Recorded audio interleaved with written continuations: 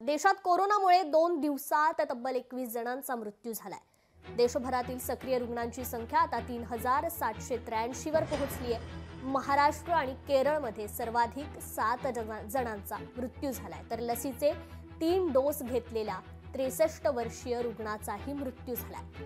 गर्दीच्या ठिकाणी मास्क घालण्याचं आवाहन आता सरकारकडून करण्यात आलेलं आहे।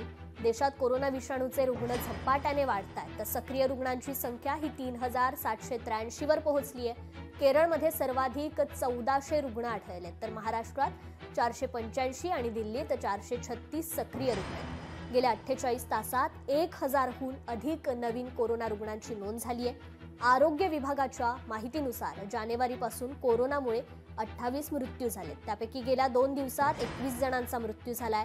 शनिवारी बंगळुरूमध्ये एक 63 वर्षीय व्यक्तीचा देखील मृत्यू झाला, त्याला दोन्ही लसींसह बूस्टर डोस देण्यात आला होता।